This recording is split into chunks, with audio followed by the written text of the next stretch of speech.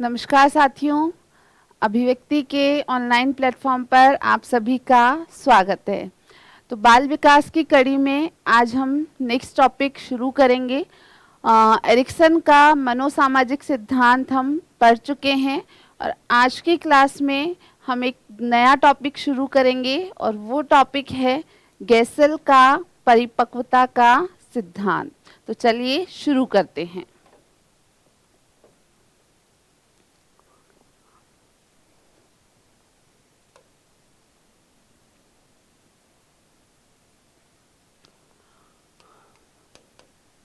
Arnold Gesell एक American psychologist थे।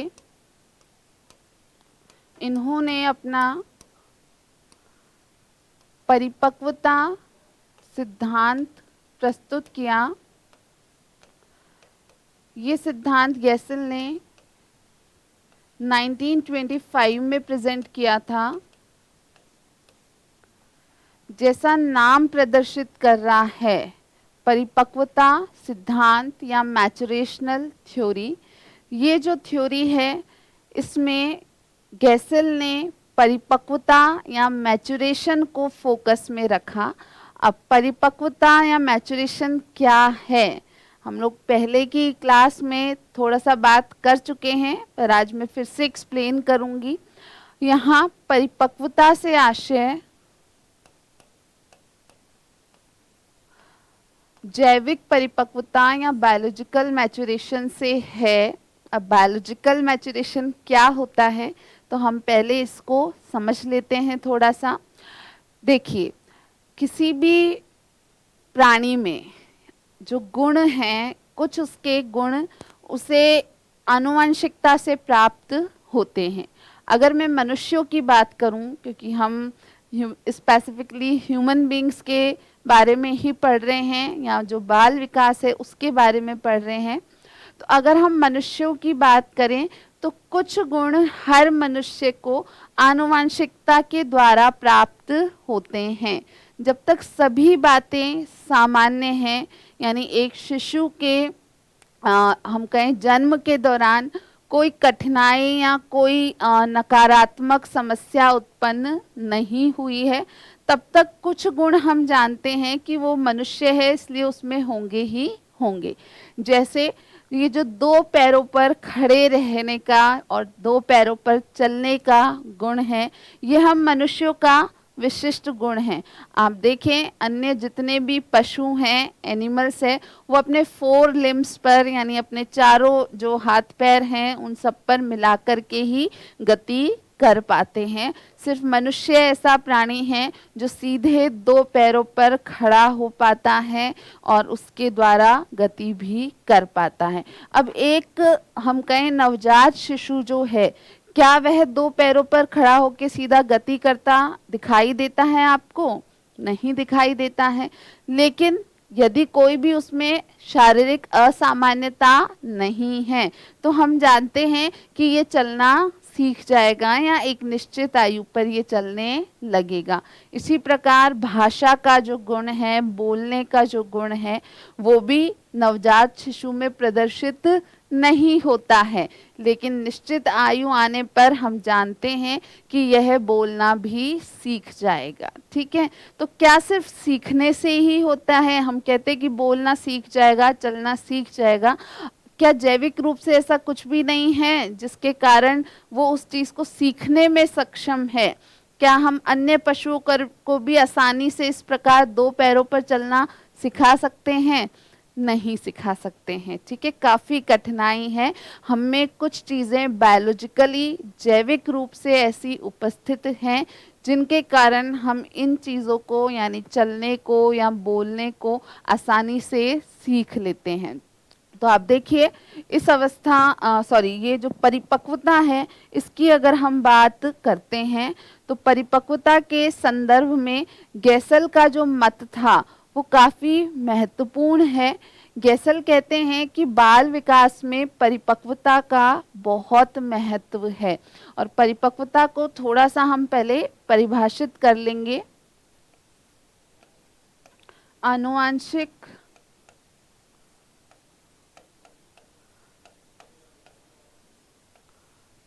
रूप से उपस्थित गुणों का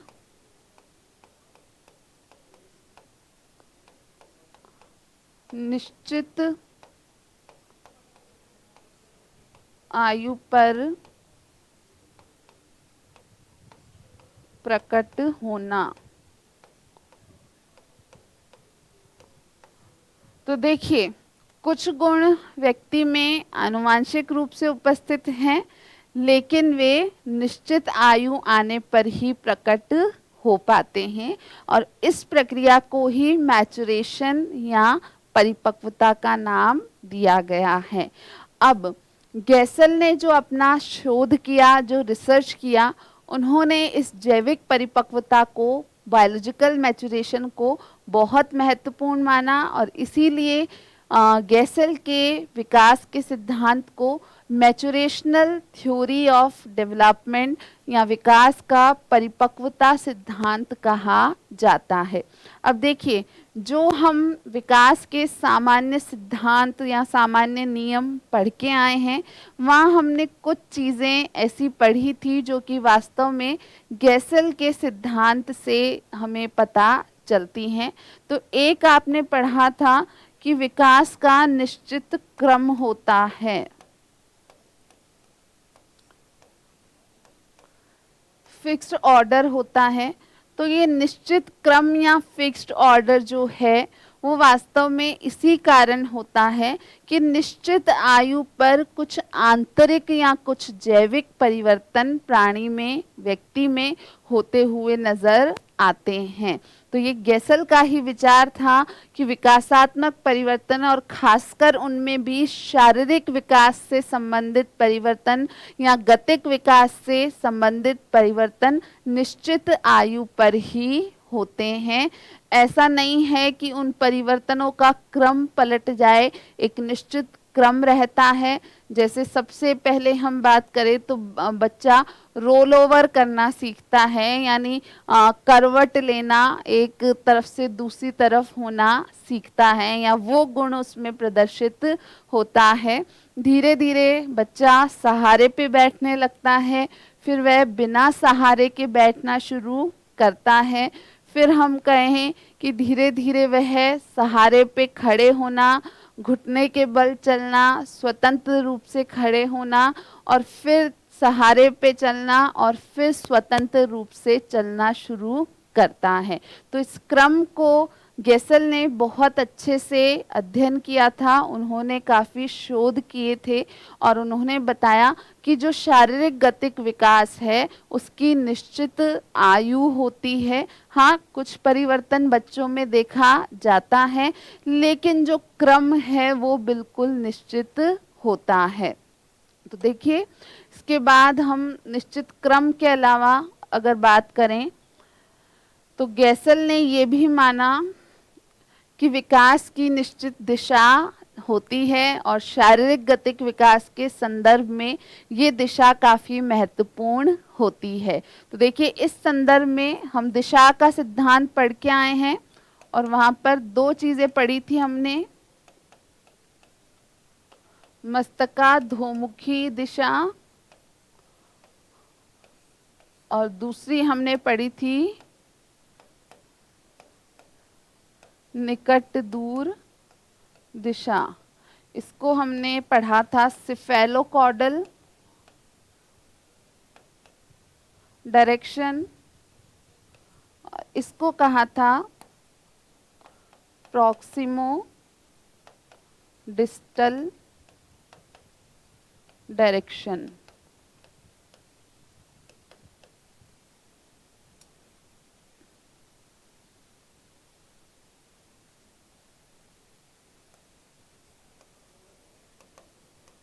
तो ये जो दोनों दिशा के नियम हम पढ़ के आए हैं, आपने विकास के सामान्य सिद्धांत जहाँ पढ़े थे, आपको ध्यान रखना है कि वहाँ मैं इन दोनों को बता चुकी हूँ। मस्तकाधोमुखी दिशा का सिद्धांत जो है वो हमारे शरीर की लंबात्मक दिशा पर लागू होता है, और निकट दूर जो सिद्धांत है, ये दिशा का सिद्धांत है, वो ऊर्ध्व या हॉरिजेंटल डायरेक्शन पर लागू होता है, क्षैतिज दिशा पर लागू होता है। तो आप ध्यान रखेंगे इस बात को कि क्षैतिज या हॉरिजेंटल डायरेक्शन पर निकट दूर क्रम यानी केंद्र से सिरों की तरफ होने वाले विकास की बात बताई गैसल ने, जबकि लंबात्मक दिशा के संदर्भ में सिर से पैरों की ओर होने वाले विकास की बात गैसल ने बताई थी। और गैसल का मानना था कि ये जो विकासात्मक दिशा का सिद्धांत है वो जन्म से पहले यानी जो भ्रूण है उस पर भी लागू होता है। एक भ्रूण में भी विकासात्मक परिवर्तन इन दोनों नियमों के अनुसार होता है, और इसके अलावा नवजात जो शिशु है उसमें जो शारीरिक गतिक विकास होता है वह भी इसी नियम के अनुसार, यानी ये जो दोनों पार्ट हैं दिशा के सिद्धांत के, उसके अनुसार ही होता है। इसके अलावा गैसल ने कुछ और महत्वपूर्ण अध्ययन किए, और उनका जो मानना था वो ये था कि भ्रूणावस्था जो होती है यानी गर्भ का जो काल होता है उस दौरान भी विकासात्मक परिवर्तनों का एक निश्चित क्रम पाया जाता है, और उस क्रम के अनुसार ही सभी परिवर्तन आते हैं। एक और महत्वपूर्ण बात जो गैसल मानते थे वो ये थी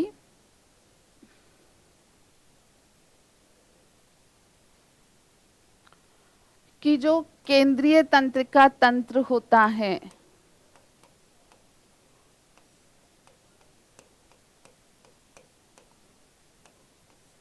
सेंट्रल नर्वस सिस्टम जिसको कहते हैं,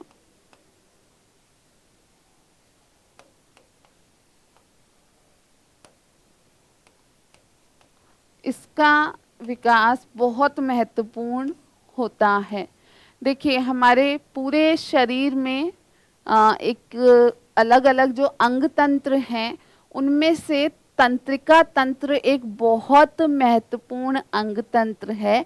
नर्वस सिस्टम अपने आप में बहुत अलग और बहुत महत्वपूर्ण होता है, और गैसल मानते थे कि संपूर्ण शरीर और संपूर्ण जो जीव है उसके विकास के लिए तंत्रिका तंत्र की कार्यप्रणाली या तंत्रिका तंत्र का विकास अपने आप में अलग ही महत्व रखता है, और उसमें से भी केंद्रीय तंत्रिका तंत्र। देखिए नर्वस सिस्टम यानी हमारे पूरे बॉडी में जो नर्व्स या जो तंत्रिकाएं जो न्यूरॉन्स हैं उन सबको मिलाकर के तंत्रिका तंत्र कहा जाता है।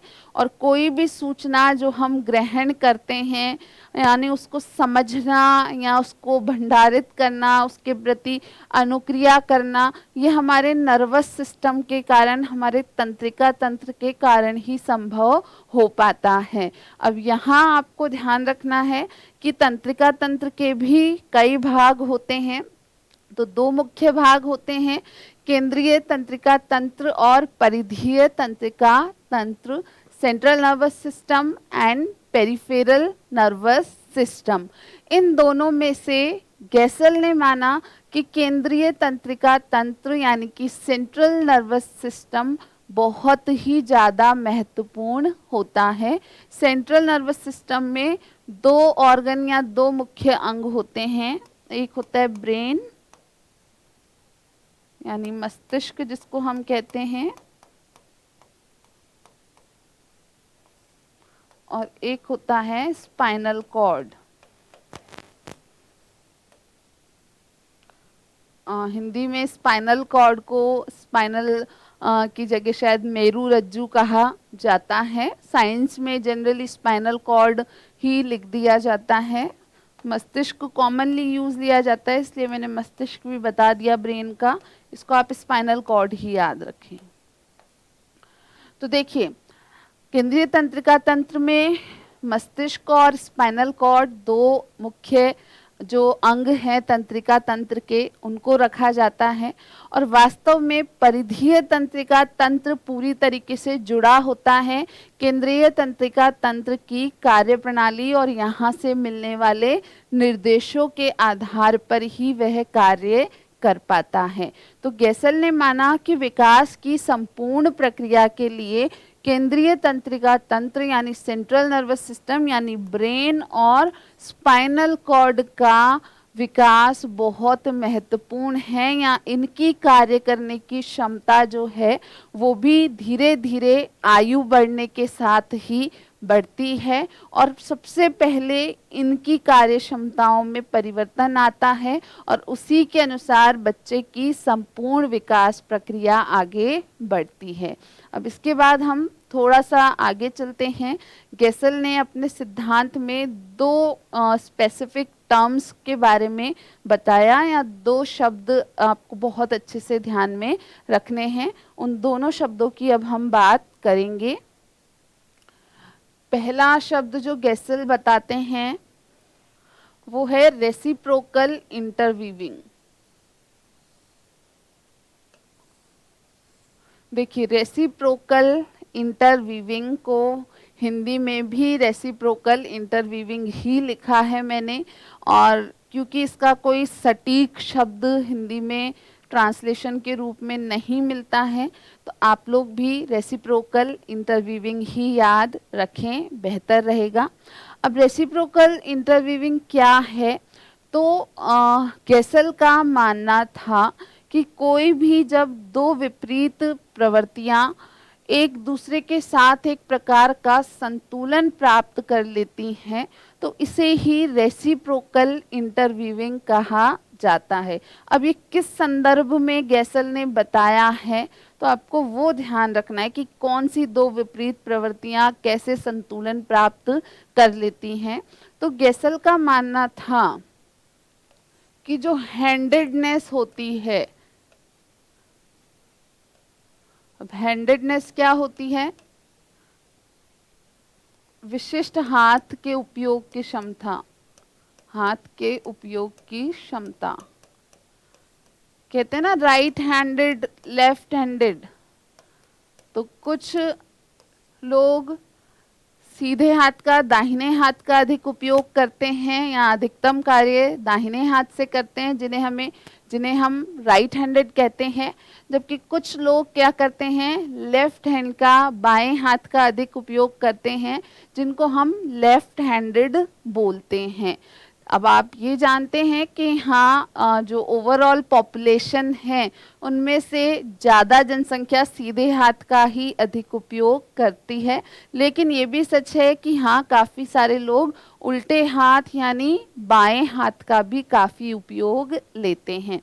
तो जब गेसल हैंडेडनेस को एक्सप्लेन करते हैं यानी विशिष्ट हाथ के उपयोग में लेने की क्षमता की वो व्याख्या करते हैं, तो वो कहते हैं कि एक नवजात शिशु वास्तव में दोनों हाथों को यानी सीधे को और उल्टे को, दोनों हाथों को बराबर मात्रा में उपयोग लेता है। वो सीधे का भी उतना ही उपयोग लेता है जितना कि वो उल्टे का उपयोग लेता है, लेकिन धीरे धीरे इन दोनों में एक प्रकार की संतुलन की स्थिति होती है और एक का उपयोग धीरे धीरे बढ़ जाता है और एक का उपयोग कम हो जाता है।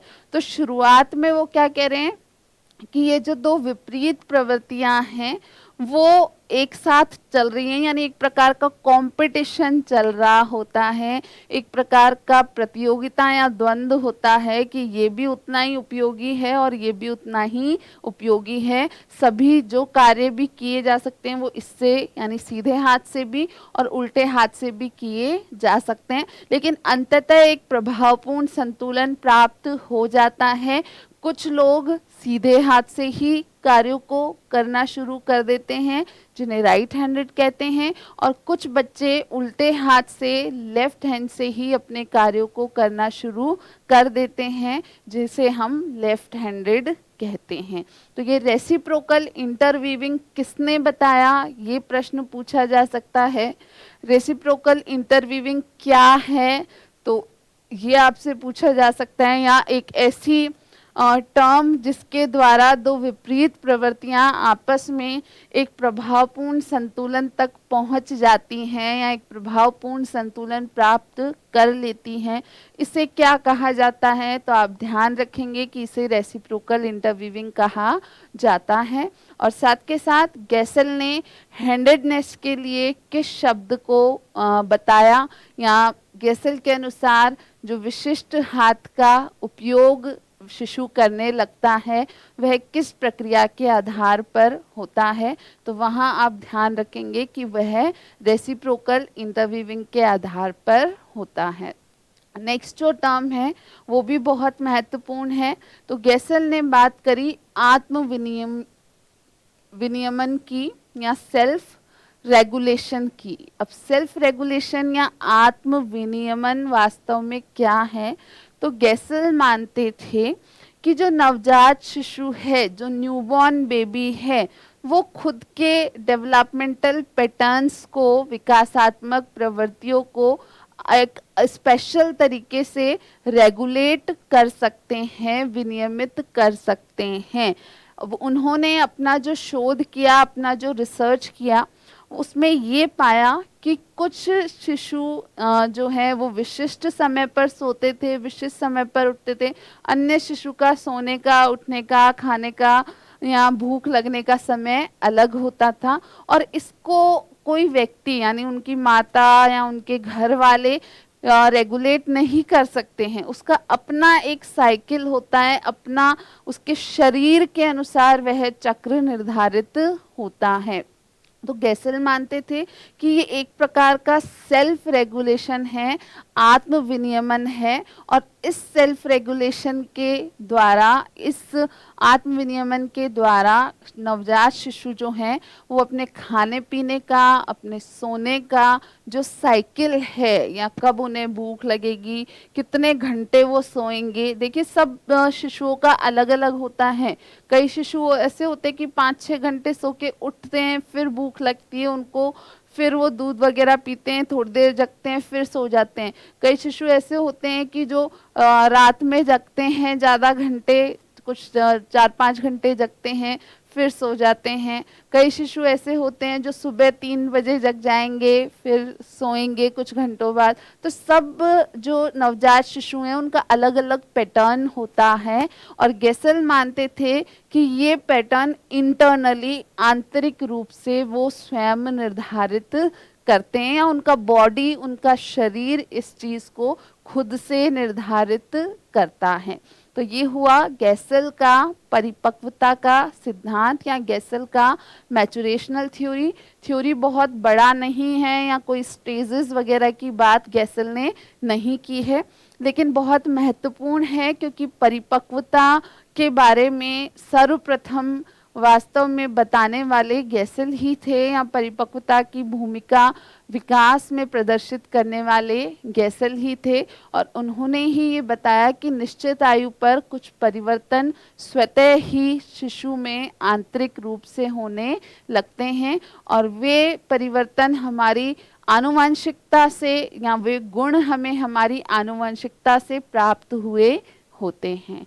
तो यहाँ हम अब मनोसामाजिक सिद्धांत कर चुके हैं। इसके पहले हमने मनोविश्लेषणवादी सिद्धांत कर लिया था, फ्राइड का सिद्धांत, एरिक्सन को हम पढ़ चुके हैं, और अभी हमने गैसल का जो परिपक्वता सिद्धांत है उसको समझा। छोटा सा सिद्धांत है, आशा है आप अच्छे से समझ गए होंगे।